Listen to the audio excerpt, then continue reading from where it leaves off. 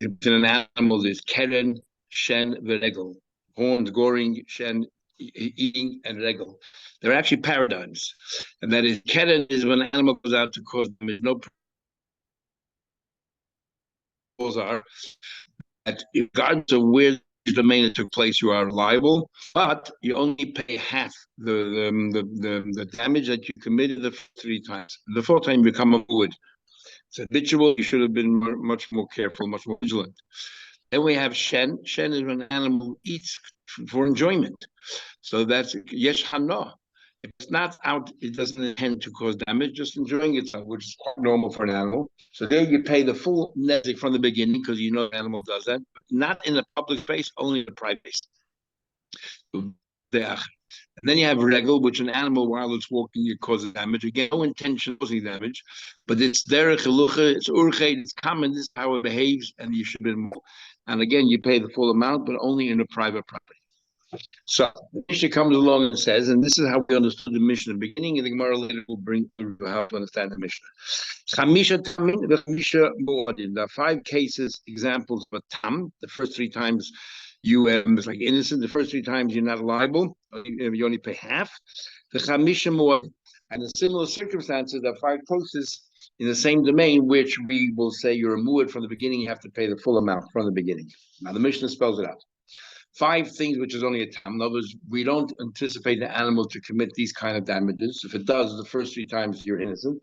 It's not common for it to gore with its horns. It's not common to shove with its body, and to bite just for the sake of biting. Is not to throw itself on utensils on the ground, or to give a kick. Hashen. But in the same circumstances, the contrast is, if the animal is eating in these places for enjoyment, then it's already considered a mu'ad straight away. But what is considered enjoyment? Only things which are suitable for it, like grains and all that, grass. And but it's not suitable for it, then it's not considered shen. It will fall under the umbrella of keren, where the law you only pay half. And shen, on the other hand, you pay the full amount, but not in a public space. Haregel, when it comes, another example of mu'ad, this is number 2. The animal walks, mu'ad breaks things while it's walking. Again, it's a normal thing for an animal to do. That's a mu'ad. Number 3, the share a mu'ad, and the share which has been worn 3 times. So now it's a mu'ad. Number 3. Number 4, the share hamazik b'shus hanizik. The share trespasses and goes in the domain of the victim. Then you pay the full amount, which follows Rabbi Tarfon. That's what the Gemara understands at this juncture. But the beginning, we're drawing a contrast from a shen and a keren, that you're a tam in these instances and you're a mu'ad in these instances. In the case of a shen, it could only be talking about the victim's domain. And if we're drawing a contrast, that means the keren also is in the victim's domain. And yet we say you only pay half the amount. So it comes out that the first, we're starting from the Mishnah that says Bava based for the benefit of those who didn't learn it yet. And so the Gemara is going to ask, the contrast doesn't seem right. You start off saying that the keren and the shen and the shus yachid you pay half, and then you say that the mazik and trespassing you pay full. Then the Mishnah continues. V'shayt hamazik b'shus hanizik, a shirt that is mazik in the domain of the nizik, and ha'adam, and a person who causes damage. These are all mu'ad. These are the 5 mu'ad. Then the Mishnah says there are others: hazeb, a wolf, a lion, a bear, and then leopard, bardless, which is generally a polo cat or a cheetah or a hyena, the hanochash and a snake, from the set go, they are always mu'adin because they should have known, taking better care. Now, blood says no, is mansheb and tarbis, when they are trained, and Chases later on says it means like pets. If you're treating like pets, ain't in mu'adin, then while they're not going to go cause damage. But the hanochash, when it comes to snake, even Rabbi agrees, mu'ad live. Gemara asked the question that we just highlighted, because it draws a contrast between shen and keren. Mu'edis lechel is a mu'ad to eat. Where's a shen and mu'ad? Only in a private property. So keren in the private property pays half, but that follows the view of the Chachamim. So the Gemara the b'chatzar nizik in the courtyard of the nizik. Asking him, talking about uktani, and it says that behema ain't mu'edis l'shalom kuli. You don't pay all of it. You only pay half. Who holds that if you trespass by Karen, you only pay half? Mani Rabbanani. How many say Mishuna Karen Chatzon Nizik? That's different. Chatzi Nezik Mishal, you only pay half the damage. Ema Sefer, look at the end of the Mishnah. Shor Amud, Shor Mazik, Mishuna Nizik. It says there that a shor that was born 3 times, or a shor that trespasses and the victim's domain, the Adam or a person, and you pay the full amount. That Asin Rab Tarfa, Father Tarfa. What happens to a Karen in the private domain? Nezik Shor, I pay the full amount. How can that be 2 different offers? Yes. The Amal Shmuel Yehuda, Shmuel said of Yehuda, which we learned a few days ago, Shinu, you clever one. Shvoi Masnisin, stop dwelling on this mission of the Torah. So you follow what I'm saying. Reisha Rabbanan, the Sefer of Tafel. Yes, the Reisha Rabbanan, the end of Tafel. Okay.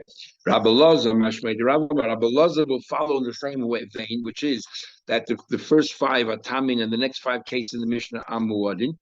But he's not going to say that. He says Mishnah is not Rav Tarfon. The entire Mishnah, sorry, he agrees. The entire Mishnah Rav Tarfon, not half Rabban and half Rav Tarfon. The entire Mishnah Rav Tarfon. But you asked the question, so how come in the ratio, how can Shen and Karen be functioning in the same place? If it's Rav Tarfon and Karen, you only pay half. If it's in the same place as the victim's place, then Rav Tarfon, you pay the full amount. So we already introduced the concept before, which is you can have a field that, as far as Shen is considered, is private property, but as far as Karen is considered, it's like a Shusharabim, and therefore you're liable half. What's that? Where when it comes to the produce, there's a partnership. The partnership is only for the animals. So as far as the animals are concerned, it's like a public space. But as far as the produce is concerned, it's private. So for Shen, you're liable because it's a private space. But for Karen, I'm liable as far as Karen is concerned because it's like a public space and I pay only half. So Rav Tarfon would agree that this is a public space. More explains. The Reish is talking about the Chatzos singled out for one of them. And when it comes to the animals, they both are partners. So the Gabi Shen, as far as Shen is concerned, how the Chatzon is this is treated as a private property. Or the Gabi Karen, but as far as Karen is concerned, this is private property. Says the Gemara, Rav Kana said, I repeated this whole discussion before Rabbi Zvid from the Herdoi. He said to me, it's impossible to learn that the Mishnah goes according to Rav Tarfon. And why is that? Because the Mishnah says that Shen, you're liable the full amount if the animal eats something which is suitable, which means that the animal eats something which is not suitable, then you don't pay the full amount. You only pay half. But because that's Karen. But if Tarfon holds that Karen, you also pay the full amount. So therefore, the Gemara says, "Mi masu lukul Tarfon." How can you say the entire of Tarfon? Like Tony says, "Hashen muedes." Shen is a mued. Lechel serolo. That's suitable. Rola in only if it's suitable. Abasha ain rola if it's not suitable. It's not normal animals to eat this light, but because it falls under Karen, you don't pay the full amount, only half. But if Tarfon, he says that if you're trespassing in the victim's house, you pay the full amount. So now the Gemara changes the whole shot in the Mishnah.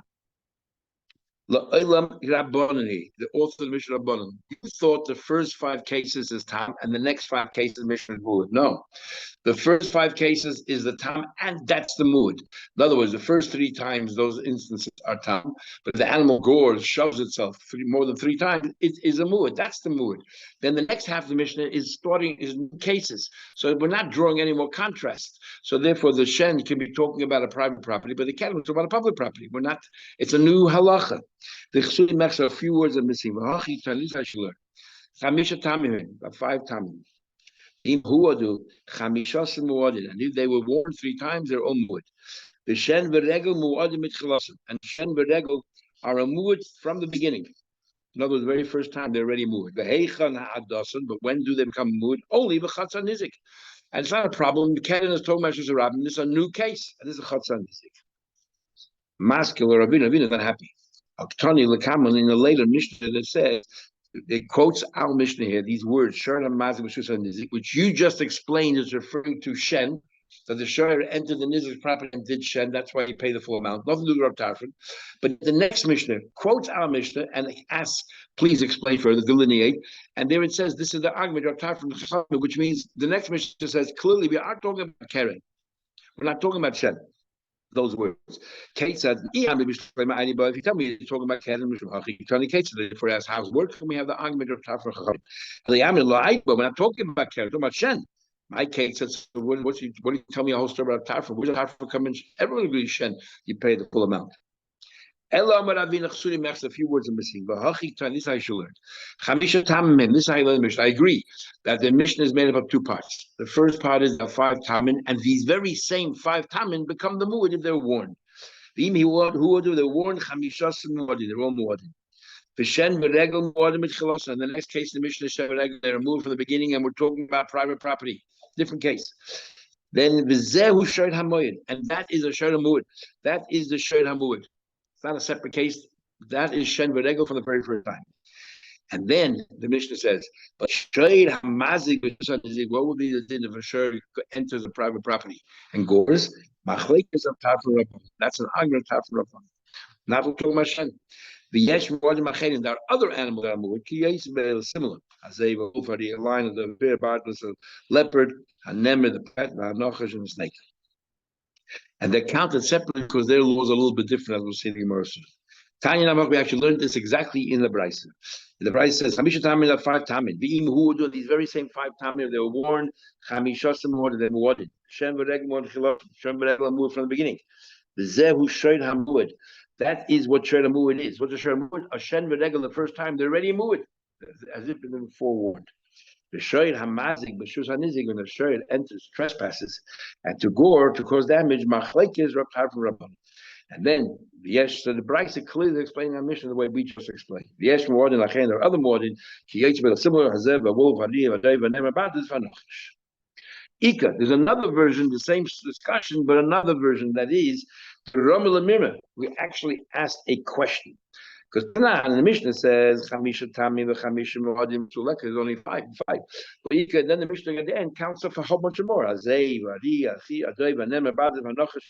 What do you say? Only 5 Muadim and many other 5. Tami. Mishani, Amar Avina answers, Chsuli Mechs, a few words are missing. And Bahachi Tan, this I should read the Mishnah, and we'll repeat again. Chamisha Tami, 5 Tami. Be Muadim, they were warned, Chamisha Muadim, they all become Muadim. Then you should know there's a thing called Vishen V'Regel, and they're removed from the outset. That's the famous Shoyd HaMuad because they've always been warned. And then there's another case of Shoyd HaMuad, if a Shoyd enters the private property, and the Yesh Mu'adin Achayim, there are other Mu'adin, Kiyetz, similar, Hazeb, a wolf, a lion, a dove, hanem, a bartis, okay. The Mishnah continues, it says,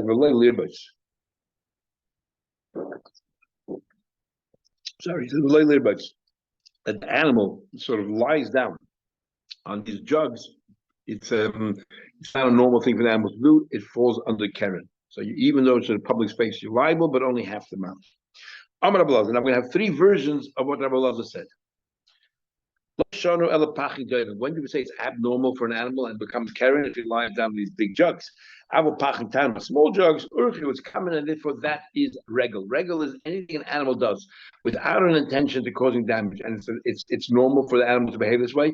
That falls under regel. So an animal lying down on small jugs falls under regel, and therefore you pay the full amount, but only in a private property. So I can support this from a Brisa. It says generally the mood straight away from the outset. He pays full price if he's walking normal and causes damage. All the Shabbat, or if it breaks things, or the mayech, or to squeeze as a person. That's the behemoth squeezes the behemoth, or vesakela, the animal walks and squeezes the thing, or he breaks jugs. How do you break jugs? The more understood, he lies down in the jugs. So we see clearly from here that the animal lies down in the jugs. Sometimes it's considered regal. Must be small jugs. Says the Gemara, no proof. Where does it say he lie down in the jugs? All it says is that he squished the jugs. Who says about lying down? Maybe he's walking alongside and he's pressing the jugs against the wall that's nearby. And that's what smashes them. And that's common. The animal walks and he just, he goes close to the wall, breaks things. Doesn't talk about lying down. No proof one way or another. Second version. Says no. Don't say only large jugs. It's not common. Is common.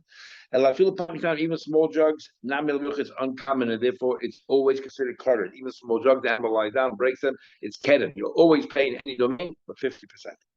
Maybe to ask a question of the same Brisa will be used as a question. It says, if it squeezes, it's responsible. And it's regular. Who said the animal lying down on the jugs? Maybe we're just pushing from the side. Ika, the third version, Ramalei Mirma. And the third version, the halach and outcome, agrees with the first version. That there's a distinction between large jugs and small jugs. Others ask it as a question. Is the animal lying down is not a normal way.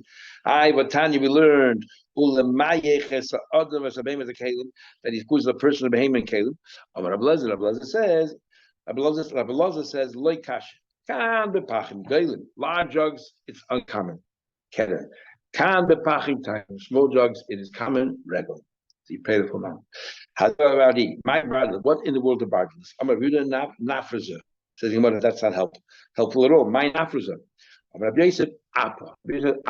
What exactly is Appa? There's so many different opinions. It's not really helpful. Either it's generally speaking in the cat family, pole cat, hyena, cheetah.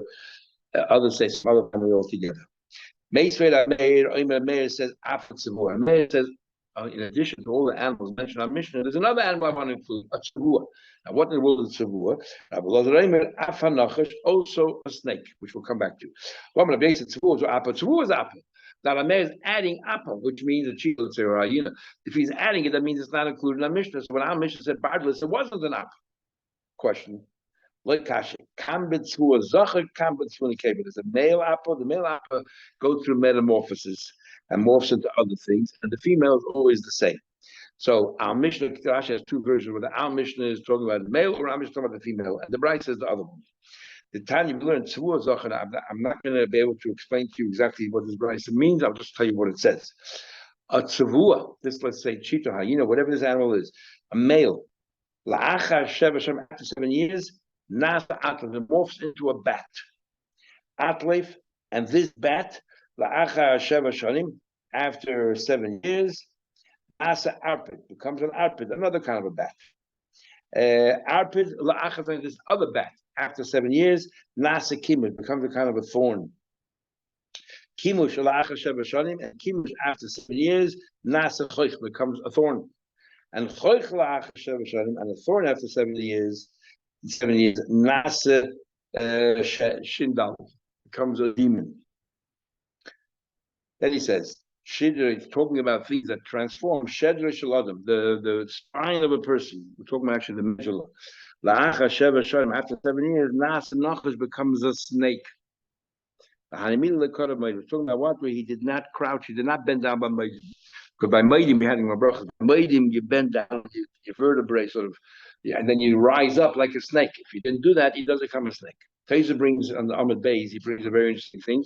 He says that the Medrash says that in the back that we have a bone called the luz in the medulla.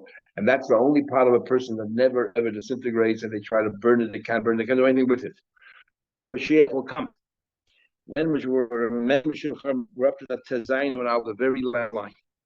When Mashiach will come, will be Tchias and Mason, will be erected, it will start from this bone called the luz. The person, which is therefore this bone is eternal, and there's a city called Luz, that city. And because thank you to him, therefore his luz will you're cutting out. We can't hear you.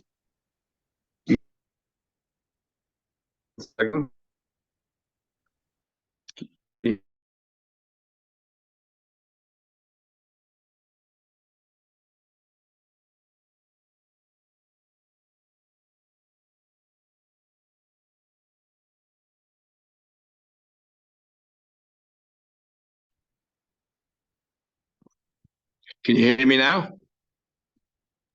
Yeah. Okay. So I don't know what happened. Anyway, so Taisa says he finds it.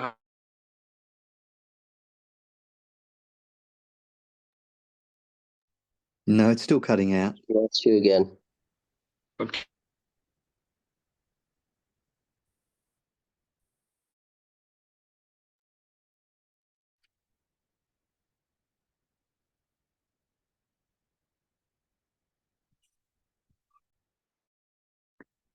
It's sorry, it's been no good from when you started talking about the luz bone. Okay, how is it any better now? It's coming back. Okay. I cut down my Wi-Fi, and I just used using 4G. Traces says that the luz is a bone that when Tchias HaMesim will happen, that's the bone that a person gets resurrected from. Because it is eternal, it brings a medrash, you cannot destroy it, nothing can happen to it. And Tosus finds it hard that for this sin of not saying thank you to Hashem properly and bowing down properly, we should forfeit our chelik in Olam Haba. Okay, we're up to the bottom of the page. Amamar, you said, Rameir says, Afat Tzavua. You said, Rameir said, also a Tzavua as well, that animal. So we're on the top of the next page, says I'm a base. Okay, but Abelazar says, Afa Nochash, add the snake. But Rabbi Lazar is the one who says that all the other animals, if they're a pet, for example, they're domesticated, they're not wild animals and they're a tam. Only the snake is a muad. What do you mean also the snake? It should be only the snake. But not now. When they're domesticated, ain't a muad. They're not necessarily, forewarned that they're going to cause damage. The hanachash muad la'ilam, and only the snake is muad straight away. So you're right. Amended. Tni nachash the snake. Amashmol says Shmuel. Ari b'shusa rabim. A lion in the okay. Shmuel is going to come along and say that these animals, when are they considered a muad? That we say this is shen, that they're eating it, for enjoyment or regularly do the normal way. Only they're doing a certain pattern, a normal way for an animal to behave. But if they're not doing it the normal way the animals behave, it falls under Keren. You only pay half the damage, and only in any domain. So he said like this: Ari, what's the normal behavior of the lion? B'shus harabim, if it's in a public place. Doras, it tramples its prey. Va'achal, it eats its prey while it's still alive. That's the normal way for an animal, for a lion to eat. So therefore, that becomes shen. And what do we know about shen? That in a public space, they're exempt. In a private space, they pay the full damage. Potter, you are potter. But toraf v'achal, if he kills his prey, and then eats it, that's not normal. If it's not normal, that's Keren. And Keren, even in a public space, you have to pay, but only half. Chayiv, you chayiv. And now he explains. Doras v'achal eats the prey while still alive. Potter kim the urchel midas. Since it's common, havale k'moshe achal paid is v'irakas, like the normal way of eating. That's its food. The havale shen b'shus harabim. It's like shen in a public space, which we know will potter. But teref, toraf, if it first kills its prey, the lion. It's not how it behaves, and because it's not how it behaves, therefore, you don't. What do you call it? You don't have to pay. It's Karen, and you pay only half. Says Igmar, you're telling me. Remember the treifel. You tell me that what killing his prey is not the normal way. So that's a question.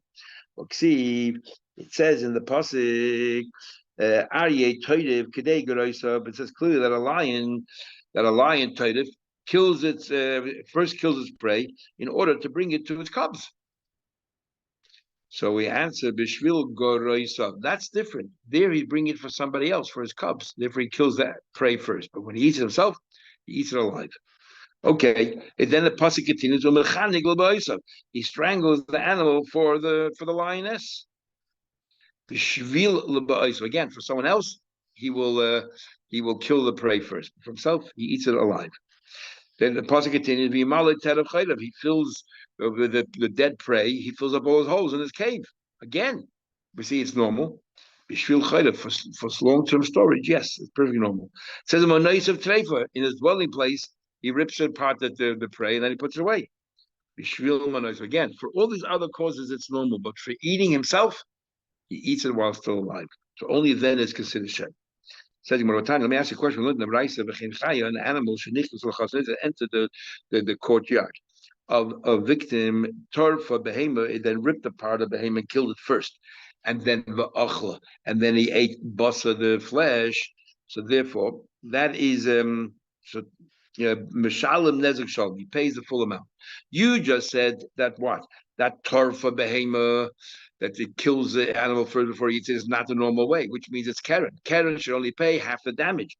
And here it says you pay the full damage.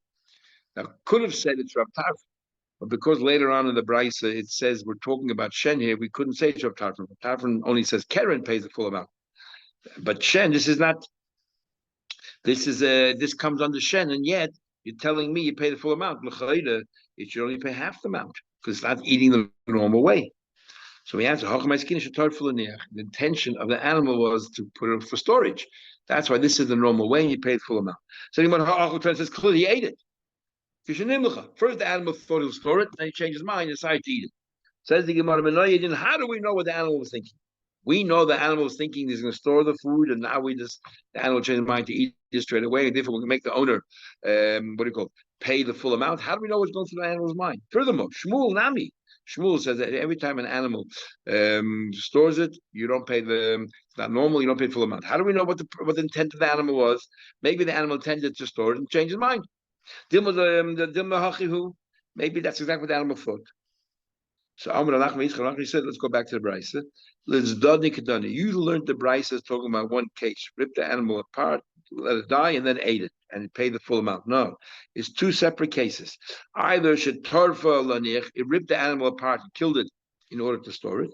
A dars of dars of achla, or it trampled and eating at the same time. Mishalem is on both cases, you pay the full amount. Ravina says, Ravina said, I'll give you a better answer. But he actually, we'll find out soon, wasn't discussing Shmuel, but we're going to use his answer to explain Shmuel. That Shmuel, when Shmuel says that if you kill the animal first and then you eat it, it's not normal. That's talking about a domesticated animal. Domesticated animals, don't just go ahead and kill other animals and so on and so forth. It's not normal, and therefore you pay half. So the obvious question is, and killing and eating at the same time, domestic animals don't do that. Your pet animals don't do that. And yet over there we said that you do pay. Why? Because you pay like a shen, but why? It's not normal because it's a domesticated animal. So let's see what the Gemara says. An animal that you trained as a pet, and they don't cause damage. But leave it up, and therefore it's like keren, and that's why you pay. It's not normal, and you pay only half. The leave it up. Says you could train an animal, a wild animal, to be a pet. So then if it doesn't, even if it killed the animal, and even if it ate the animal alive, why do you say that it's shen, you pay the full amount, but you said domesticated animal? It doesn't behave that way. Nami the chayiv. So therefore it should be keren, and you should pay half the money in a shusar rabim. Why do you say potter? Shmuel was not discussing Shmuel at all. Ela masnita, he was just explaining the brisa. Ki toni masnita ba'ari tarbet. This brisa says that you have to pay. You have to pay. What do you call in a private property? Is talking about a trained, a domesticated animal, according to Rabbi Loza, that says that you can train them, and therefore, because you can say that you can train them, it's not normal. But it says here that the animal went into the nizik's property and first killed the animal and then ate the meat. We're talking about an animal. It's not normal. It's not the normal way of doing it, and that's what happens. So you want to ask the obvious question. Then why do you pay? If it's not normal, it's keren. Keren, you only pay half the nezik. Why is it full nezik? So when I ask the question, only pay half. So we answered that. The animal was worn 3 times. It did that. So why is it discussed by a shen? It should have been a tool of keren, because when you're worn 3 times and you become a mood, that's keren. Kashi is a good question. Mishnah continues. Ma bein tam lamud. What is the difference of tam and lamud? We know that you pay half here and full here, but in the form of payment, is there any difference? Shatam mishalem chatzin nezim agufri. If a tam, for example, caused damage to an animal, it's worth $500, so he has to pay $250. But if the animal, the mazik, is only worth $100, you don't pay a cent more than $100 because you're paying the gufri from the animal itself. That's by a tam. But Rashi Chumash in Mishpatim gives a whole calculation. It says very difficult to understand. Here it's pretty straightforward. You don't pay more than the value of your animal, even though the damage that you caused was far greater than that. A mu'id mishalem nezek min aliyah, but a mu'id pays the full nezek minho aliyah from the best of the property. In other words, if the animal caused $500 worth of damage and the animal says worth 100, pay the balance 400 from your properties. So the word aliyah we're going to focus on. So you want my aliyah? What kind of word is aliyah? Rabbi Lazar ben Mu'ula sheben chasar. Rabbi Lazar said, you know what it means? It means the best of your properties. It says by Chizkiyo, by Yishkav Chizkiyo, Chizkiyo was buried together with his ancestors. Every king had their own burial place. But Shevna, who turned out to be a Russia, we have in Ksubas, went ahead and where Chizkiyo was supposed to be buried, he took for himself. So they decided to bury Chizkiyo elsewhere, next to his ancestors.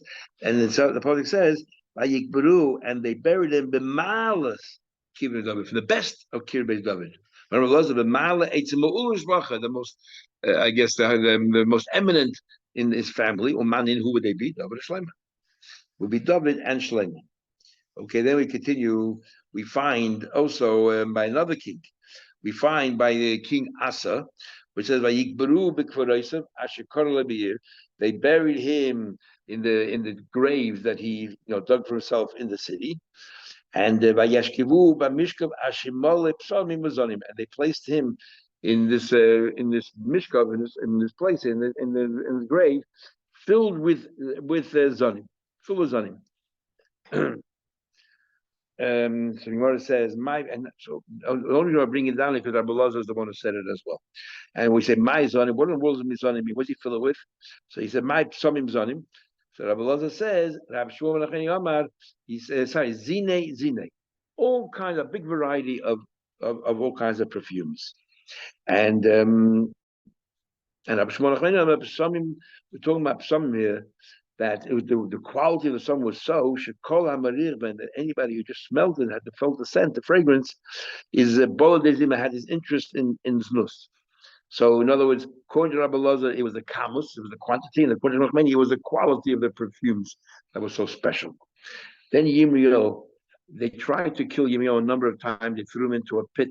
There was a false navi at that time, Sheba ben Bichri, who made all these promises. Let's join Egypt. Turned out to be a total disaster. Wiped out the entire Jewish population. Went to Egypt. So Yirmiyahu said, "Kikaru shucha l'lachdeni." They dug this hole in the ground in order to trap me. Upachim tom deraglim. They put chains around my legs. This is another thing Rabbi Lazar said, so we're quoting this Gemara here. Rabbi Lazar, it says it's shucha, so the word shucha, as we'll soon explain how, they suspected him of having an affair with a zayna. As Taisa explains, he was a kohen, and a kohen is not allowed to live with a woman who was a zayna, which is not there in the Torah. Much worse than that. They suspected him of having committed adultery with a married woman, which is the exact same thing as Moshe Rabbeinu. The Maram Leprak says actually that it doesn't literally mean that. It means that they were talking about his prophecy, and they were saying that he's not special because some people saying it's like a Zaina, that it's for the public. Other Nevi'im also could have had the same Nevi. It's nothing special about Yirmiyahu. And others went much further. That this Nevi is actually meant for another Navi, and he took it like a married woman belongs to another man, and he's telling us Nevi that wasn't even meant for him at all. That's what they were accusing him of. Now, something about a Mishnah, they suspect Zaina had a sin. That's Kishucha Amuka Zaina.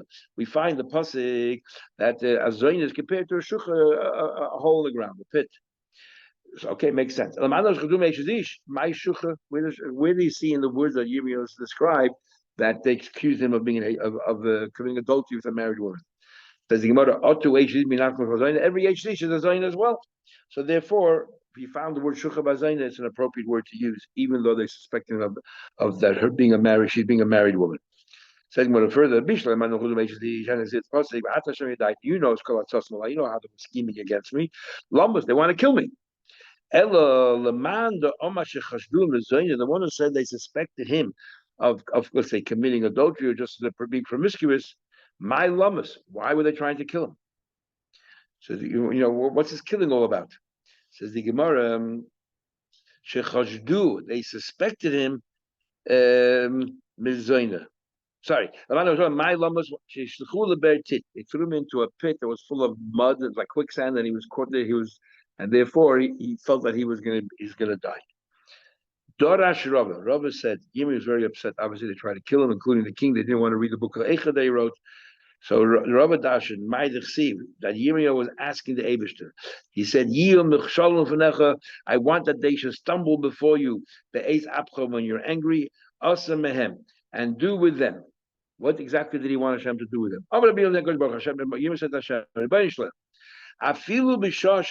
even when they do tzedakah, I don't want them to have any credits. I don't want them to have any chusin whatsoever. This is the people of Anosis. Give them people who the shalach that come to them that are totally inappropriate. Have no credit whatsoever. Now this Gemara is the basis for a big argument regarding the mitzvah of tzedakah. a question that I think I once raised before. What happens if somebody a fundraiser comes to you and asks for tzedakah, and let's say you give the fundraiser $1,000 and you get a tax deduction for $1,000, and the fundraiser gives you back $800 cash, so that now you actually made money on the deal. Because if you'd have been taxed, you would pay, let's say, 47 cents on the dollar. It would cost you $470. Now it only costs me $200 because the other $270 I can pocket. On the other hand, this fundraiser received $200 from you. Did you give tzedakah or not? Is the primary focus of tzedakah that you should give or that they should receive? So the Gemara says right here, if you take the Gemara literally, that Yirmiyah said to Hashem, the people who come to raise funds should be all crooks and con artists. So even though the people who are giving tzedakah think they're doing the right thing, they think they're doing the right thing, but there's no mitzvah here because it's not the giving. The main thing is the beneficiary, and these are not real people. They don't deserve tzedakah. So there's no tzedakah whatsoever. That's if you read the Gemara correct, the way we read the Gemara. So the mitzvah of tzedakah is that they should receive. And therefore there's a halacha that makes sense. If you lost money and a poor person found it, you fulfilled the mitzvah of tzedakah, even though you had no intention whatsoever to give it to that poor person or give tzedakah at all. However, the Nemuki Yosef, in the name of the Rameh, right here in the Gemara says that, what Pshat Gemara is? It's talking about only if you knew that these people are crooks and you give them tzedakah. But if you had no idea that they were crooks and you thought that they were genuine, I'm coming to collect for this yeshiva, I'm marrying with my 11th daughter, or whatever, you thought that they were genuine, and you gave them tzedakah, even if it turned out to be non-genuine, you fulfilled the mitzvah of tzedakah, which means that the Nemuki Yosef Rameh learned the main mitzvah of tzedakah that you should give. And as long as you gave genuinely thinking you give it tzedakah, you fulfilled the mitzvah. It doesn't matter that the person on the other end. And he gives a reason, the Rameh. Otherwise, no one will ever give tzedakah to a person you don't know who they are. Because why should I give them money? I'm not even sure I'm doing the mitzvah. And they said it defeats the whole purpose of being generous and being magnanimous. So therefore, the Rameh says that the mitzvah tzedakah is to give as long as you thought you did the right thing. That's good enough. Not like we read the Pashut Pshat in Gemara. Interesting argument. Can I ask you, when I get your example of the guy who gives and gets a tax deduction back, isn't that Hanois and Amanasha Echya Beni? If someone gives with ulterior motives, you gave tzedakah. Yeah, but here, it cost you nothing. Over there, you gave full tzedakah, but you want some benefit from it, a side benefit which is outside of the money you gave. Here, it cost you not a cent. The tzedakah you gave did not cost you a cent. You actually made a profit. You made a profit from the tzedakah, so it didn't cost you a cent. But that person there did receive money on account of you. How do we view that? In the case where you say, I'm giving tzedakah because I want my son to live, or I want to be a tzaddik, whatever it is, the tzedakah I gave cost me money, and I gave real tzedakah. But I'm doing it for personal gain. So we say that tzedakah you're allowed to do that. Hashem said, you can test me and all that. Most opinions say, but it works by money as well, not just by myself. But here, it costs you not a cent. It didn't cost you a cent. I mean, so what happens then? How do we view that? Interesting discussion, but that would seem to be the machlekes here. This is the basis and between the Nemuki Yosef and others. How are you sounding more? Okay, we'll stop here and we'll continue tomorrow. Have a shuvah to everybody. A good